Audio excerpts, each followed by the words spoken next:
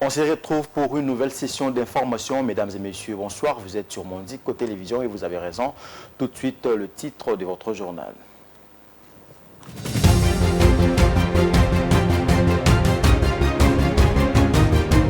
Le chef d'état-major des forces armées de la RDC et de l'Ouganda ont eu un échange bilatéral le lundi 6 mai 2024 au poste frontalier de Kasindi en territoire de Béni au Nord Kivu. L'objectif de cette réunion bipartite était l'évaluation des opérations militaires conjointes dites Ushuja en cours depuis novembre 2021 contre les forces démocratiques et alliées ADF dans les provinces du Nord Kivu et de l'Ituri. C'est la fin de la tension dans la province du Congo central après une semaine agitée par la contestation de l'élection du gouverneur Grace Bilolo par le gouverneur sortant et malheureux Guy Bandundu Nguidi à la cour d'appel. C'est ce mardi 7 mai 2024 que la cour d'appel siégeant en matière de contentieux électoral a rendu son verdict à ce scrutin du 29 avril dernier. Le dépouillement a commencé lundi soir au Tchad dans une présidentielle censée mettre fin à 3 ans de pouvoir militaire, mais qui s'est résumé à un duel inédit entre le chef de la junte, le général Mahamat Idriss Déby Itno, et son premier ministre Success Masra, ex-opposant rallié à son régime.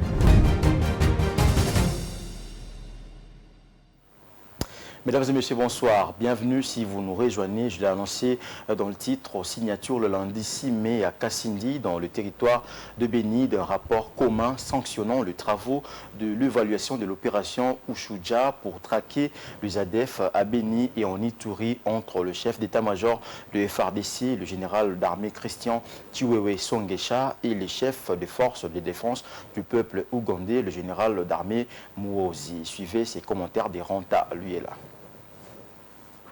Le chef d'état-major général de FARDC, le général d'armée Christian Chiwewe et le chef des forces de défense du peuple ougandais, le général d'armée Muhoozi, se sont réunis le lundi 6 mai au poste frontalier de Kasindi, dans le territoire de Béni, afin d'évaluer l'opération conjointe Shuja, lancée il y a 3 ans contre les islamites ADF à Béni et à Irumu. Les deux responsables d'armée ont signé un rapport commun sanctionnant les travaux d'évaluation de l'opération. Lors de la réunion de Kasindi, le général Muhoozi a salué l'opération Shuja comme un excellent exemple de pays africains travaillant ensemble pour répondre à des préoccupations communes, en particulier dans la lutte contre les menaces terroristes de ADF. Il a exprimé sa gratitude envers les dirigeants de l'Ouganda et de la RDC pour avoir défendu cette initiative. Nous devons soutenir les efforts de notre commandant suprême pour avoir mis nos deux armées ensemble, en train de lutter contre un ennemi commun, qui est l'ADF, qui n'a cessé d'apporter désolation parmi nos populations. Pour sa part, le général Christian Chiwewe a félicité le général Muhoozi pour sa récente nomination à la tête de l'armée ougandaise et a salué les efforts conjoints de l'UPDF et de FARDC dans la lutte contre l'ennemi commun. Nos pays ainsi que nos deux peuples ont été frères, ça fait des années et des années. Cette fraternité doit continuer jusqu'à la fin. Notre devoir consiste à assurer à cette population que nous sommes là pour instaurer la paix et permettre que leurs activités commerciales puissent aller de l'avant. Ainsi, voudrais-je remercier et féliciter les deux armées pour le travail combien louable dans lequel ils sont en train de mener les opérations conjointes contre cet ennemi commun qu'on appelle ADF. En 2001, la République démocratique du Congo avait signé un accord de coopération militaire avec l'Ouganda qui a déjà déployé ses troupes dans l'est du territoire congolais pour traquer des rebelles de forces démocratiques alliées ADF opposés au régime de Kampala et accusés de multiples massacres de civils dans l'est congolais. Cette coopération vise entre autres à mutualiser les efforts et les moyens entre les deux pays afin d'arriver à neutraliser les ennemis communs. Parlons processus électoral à présent. La Commission électorale nationale indépendante CENI a publié le lundi 6 mai la liste provisoire des candidats sénateurs et gouverneurs dans les provinces du Maïndombe et du Nord Kivu. Selon le chronogramme du 22 mai au 24 interviendront l'étape de la campagne électorale et enfin le 26 mai, date de l'élection dans ces deux coins du pays frappés par l'insécurité. Rontalou est là pour le commentaire. Dans un communiqué rendu public en date du 6 mai, la Commission électorale nationale indépendante CENI, la liste provisoire des candidatures déclarées recevables et irrecevables à l'élection de sénateurs, gouverneurs et vice-gouverneurs dans les provinces du Maïndombe et du Nord Kivu. Ces chronogrammes de la CENI prévoient du 3 mai au 11 mai, l'examen de contentieux de candidature des sénateurs et gouverneurs dans les deux provinces. Du 12 au 15, notification des arrêts de la Cour constitutionnelle et Cour d'appel. Du 16 au 18 mai, prise en compte par la CENI des arrêts de la Cour constitutionnelle et Cour d'appel du Nongo. Le 19 interviendra les listes définitives des candidats. Du 22 au 24 mai 2024, la campagne électorale et enfin le 26 mai, élection proprement dite des sénateurs et candidats gouverneurs et vice-gouverneurs dans les provinces du Maïndombe et le Nord Kivu, qui sera suivie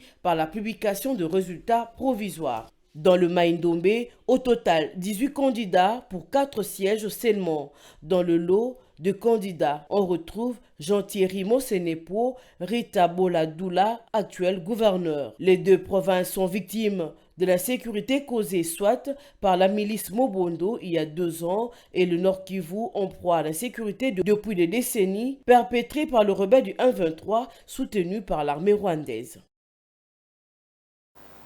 Je l'ai annoncé dans les titres, la Cour d'appel du Congo central vient de se prononcer ce mardi 7 mai 2024 sur l'affaire du contentieux électoral opposant le gouverneur sortant Guy Bandundu Ngidi au gouverneur élu Grace Mwaswangi Bilolo. La Cour a déclaré la requête de Guy Bandundu recevable mais non fondée. Un verdict qui vient confirmer l'élection de Grace Bilolo à la tête du Congo central en attendant son investiture prévue le 25 mai de l'année en cours. Pour rappel, le gouverneur sortant Guy Bandundu Ngidi avait déposé une plainte à la justice pour obtenir l'annulation des élections de gouverneurs et vice-gouverneurs du 29 avril dernier pour irrégularité. Vous les suivrez dans nos prochaines éditions. Conformément au calendrier scolaire 2023-2024, les épreuves hors session de l'examen d'État ont été lancées depuis le lundi 6 mai 2024 sur toute l'étendue du territoire national. Au Nord Kivu, 60 565 candidats ont pris part à la dissertation qui constitue la première épreuve. Le coup d'envoi a été donné par le vice-gouverneur de province qui a rassuré sur les dispositions sécuritaires durant ces épreuves. Bijou Lumona. Plus de 60 000 candidats finalistes ont participé aux épreuves hors session des examens d'État qui ont été lancés ce lundi 6 mai 2024 à l'école primaire Chipoku dans la ville de Goma dans l'est de la République démocratique du Congo. Le directeur provincial de l'enseignement primaire, secondaire et technique du Nord Kivu encourage les finalistes à donner le meilleur d'eux-mêmes afin de décrocher leur diplôme avec dignité. Quant aux candidates et candidats, je vous adresse mes sincères encouragements et vous demande de travailler ardemment, vous concentrer sur vous-même afin d'obtenir des diplômes qui soient le reflet de vos performances, à la hauteur et au prix de vos efforts fournis et non le contraire.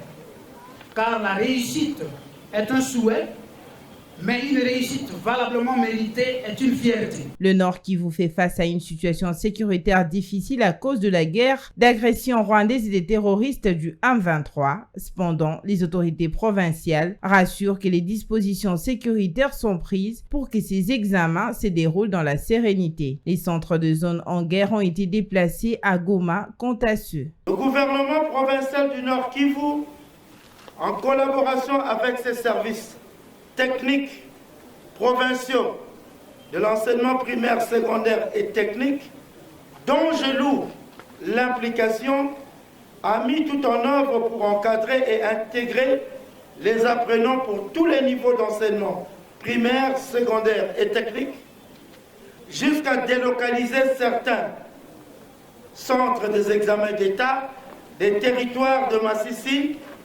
Rutshuru et celle de localité de Kibumba à Goma, en vue de permettre aux candidats de ces entités de présenter ces épreuves dans des conditions apaisées. À cause de la situation humanitaire catastrophique que traverse le Nord Kivu, les frais des participations aux examens d'État ainsi que ceux relatifs à l'examen national de fin d'études primaires ont été pris en charge en totalité par le gouvernement.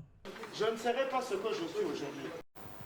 Toujours en rapport avec le lancement des épreuves hors session des examens d'État, la province du Kasaï oriental au centre de la République démocratique du Congo a connu une baisse de 18,36% du taux de participation aux épreuves hors session de l'examen d'État cette année. De plus de 23 000 finalistes en 2023, la province en aligne cette année un peu plus de 19 000. Cette session qui a débuté avec l'épreuve des dissertations a été lancée à l'Institut Dibois Diabouakane dans l'est de la ville du Mbujimaï. Suivez ces reportages.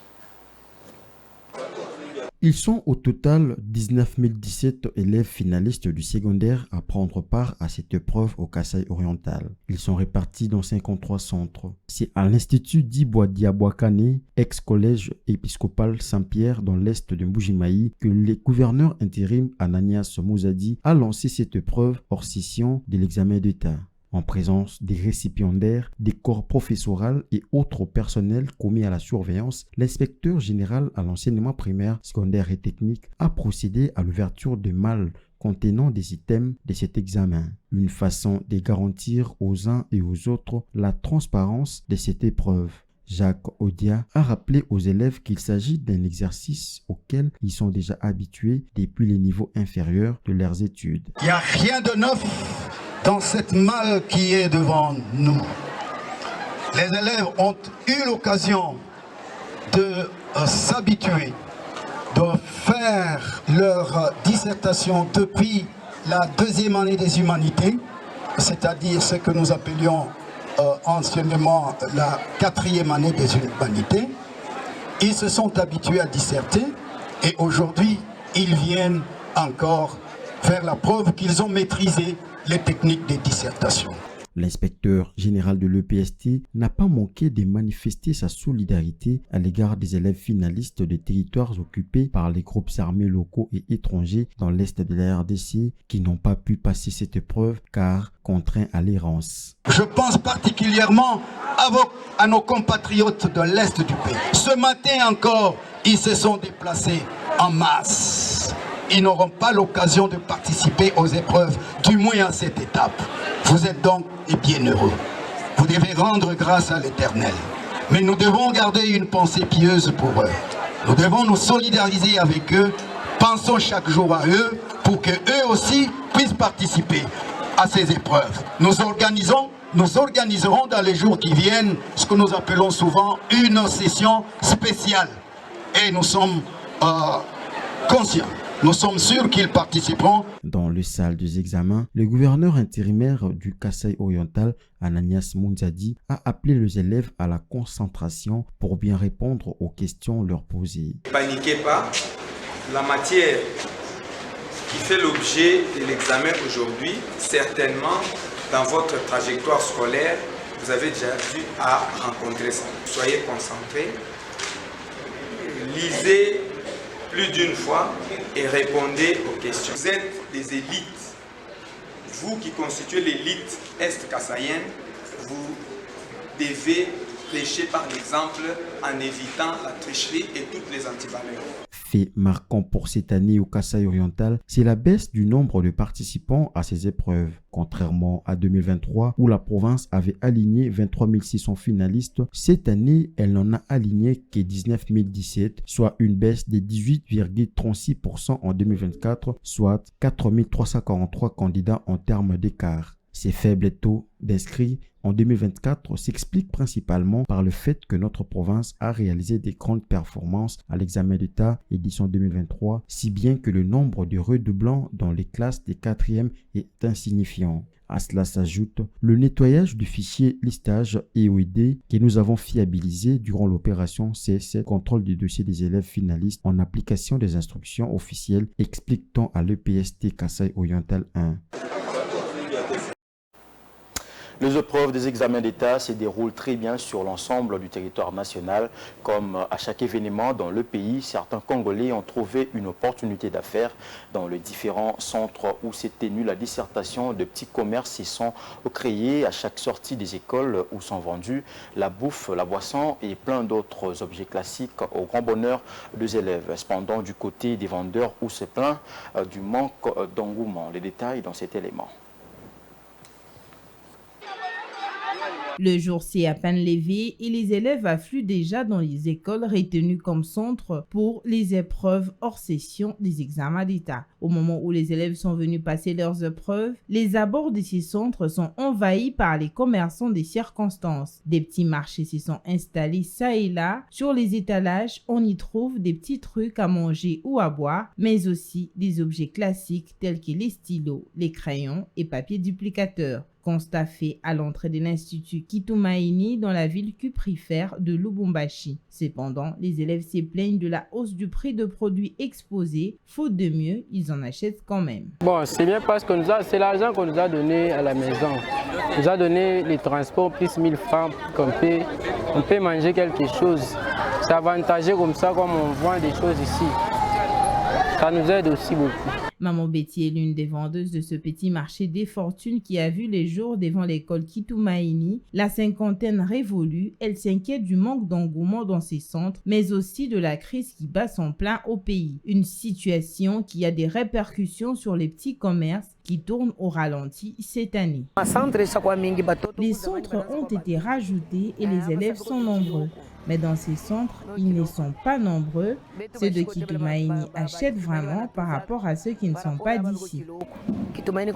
En prélude de la session de l'examen d'État, ces épreuves conditionnent chaque élève pour participer à la grande session de l'examen d'État prévue d'ici peu.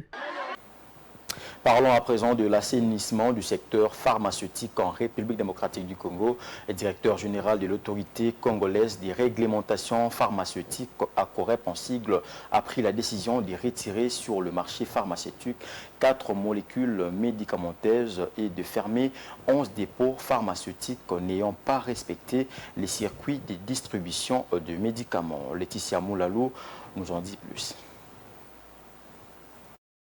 Au total, 11 dépôts pharmaceutiques n'ayant pas respecté les circuits de distribution des médicaments ont été fermés. Ce, après l'annonce faite par l'autorité congolaise de réglementation pharmaceutique, ACOREP. Notre motivation principale, c'est de nous assurer que les produits seront de bonne qualité, parce que nous sommes tous, comme je l'ai dit, des consommateurs. Nous sommes vraiment déterminés, la détermination d'offrir à nos concitoyens un environnement pharmaceutique assaini et sûr. Voilà. Hormis la fermeture de ces dépôts pharmaceutiques, ACOREP retire sur le marché 4 molécules médicamenteuses à base de ranitine, kétoconazole, méprobamat et chloramphénicol. Ces produits s'avèrent nuisibles à la santé des populations après les conclusions scientifiques et techniques de la Commission nationale pharmacovigilance. Ils sont impliqués dans ce qu'on appelle le commerce triangulaire, c'est-à-dire qu'ils échangent entre eux des produits pharmaceutiques, ce qui n'est pas permis, ce qui n'est pas autorisé. Bon, pour pouvoir réouvrir, ils doivent nous donner des preuves. Ils sont en contrat avec des fabricants ou des distributeurs, que ce soit ici en RDC ou à l'étranger, si les produits sont fabriqués à l'étranger. Le directeur général de l'autorité de réglementation pharmaceutique a par ailleurs indiqué que plusieurs mesures seront prises pour protéger la population congolaise. À la une également, un complexe commercial dénommé Satellite situé au centre-ville de Matadi dans la province du Congo central s'est écroulé à la suite d'un incendie ce mardi 7 mai 2024. Plusieurs dégâts matériels ont été enregistrés, un mort parmi les 3 blessés. Ces derniers viennent de se rendre l'âme alors qu'il était acheminé à l'hôpital général de Kinkanda selon le maire de la ville portuaire de Matadi, Dominique Nkodia Mbete. Contrairement à d'autres sources qui parlent parle de 3 morts. Écoutons le maire de la ville de Matadi, joint au téléphone par Jocelyne Massiala. C'est un immeuble appartenant à un sujet indien, M. Karim, un immeuble de 4 niveaux, donc rez-de-chaussée plus 3 étages, mais également il y avait une cave. C'est au niveau de la cave, la cave qui servait d'entrepôt des marchandises, parce que les rez-de-chaussée servaient des magasins. Alors toutes les marchandises étaient gardées au niveau de la cave, et c'est cette cave qui a pris feu hier lundi, les 6 mai 2024. Alors nous avons recouru à tous les services d'incendie de la ville. Il y a les ports MGT qui nous a prêté main forte, les pétroleum, les leaders également. Et nous avons fait la mutualisation des forces des sapeurs-pompiers. Tous les sapeurs-pompiers de la ville, le MGT, le pétroleum et ONATRA étaient là. Toute la journée d'hier et toute la nuit, nous avons lutté contre cet incendie. Mais l'effet était tellement intense qu'aujourd'hui matin, l'immeuble s'est effondré. Mais déjà hier, nous avions aussi pris toutes les dispositions pour demander à la population ou aux habitants des environs d'évacuer les quartiers parce que l'immeuble présentait déjà des fissures. Et aujourd'hui aussi, nous avons demandé à la population d'être loin des flammes parce que de la fumée. On ne sait pas quels sont les produits qu'on retrouvait, qu'on stockait dans ces entrepôts au niveau de la cave. Donc ces gaz, cette fumée pouvait être toxique. Nous avons également éloigné la population. Donc à notre niveau, nous avons pris toutes les dispositions pour que la population soit épargnée. Et heureusement, au moment de l'effondrement, au niveau des habitants des quartiers, il n'y a pas eu des dégâts. L'immeuble s'est effondré, mais juste en s'enfonçant dans les entrailles de l'immeuble, il n'y a pas eu de problème des habitants des environs, des habitants du quartier. Alors, mais nous avons pris les dispositions pour fouiller les décombres. Donc les services de la Croix-Rouge sont là. Et tous les autres services d'affaires sociales, les sapeurs-pompiers sont toujours là. Nous avons également recouru aux engins qui vont nous aider à fouiller les décombres pour essayer de voir qu'est-ce qu'on peut retrouver à l'intérieur de ces décombres.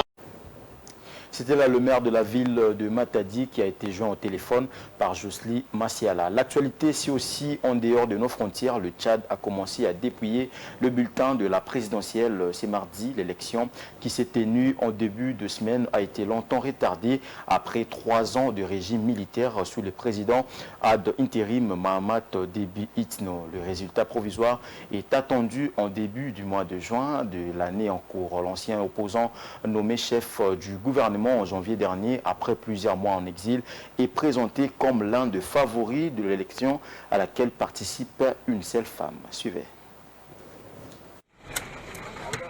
Près de 8 millions d'électeurs étaient appelés aux urnes. Les analystes s'attendent à une victoire du président sortant qui a pris le pouvoir après que son père a été tué en combattant les rebelles en 2021. Le principal autre favori dans la course est Success Masra, l'ancien leader de l'opposition, récemment revenu d'exil pour devenir Premier ministre en janvier. Le Tchad, pays exportateur de pétrole, près de 18 millions d'habitants, est le premier pays du Sahel à organiser des élections depuis la série du coup d'État dans la région de ces 4 dernières années. Le Tchad, pays exportateur de pétrole de près de 18 millions d'habitants, est le premier pays du Sahel à organiser les élections depuis la série de coups d'État dans la région ces 4 dernières années.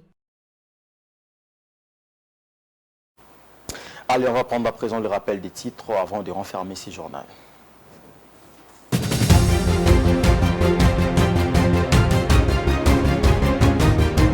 Le chef d'état-major des forces armées de la RDC et de l'Ouganda ont eu un échange bilatéral le lundi 6 mai 2024 au poste frontalier de Kassindi en territoire de Béni au Nord Kivu. L'objectif de cette réunion bipartite était l'évaluation des opérations militaires conjointes dites Ushuja en cours depuis novembre 2021 contre les forces démocratiques et alliées ADF dans les provinces du Nord Kivu et de l'Ituri.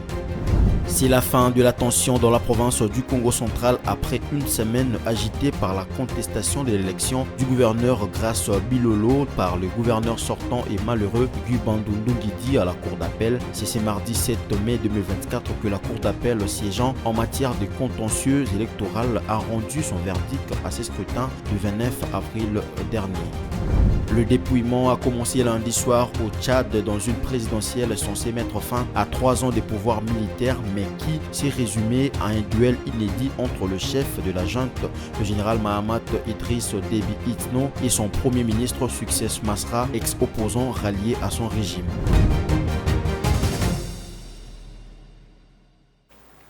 C'était là le journal de la rédaction. Mesdames et messieurs, merci de l'avoir suivi. Restez branchés sur Mondico Télévision. L'actualité reste en continu. Au revoir.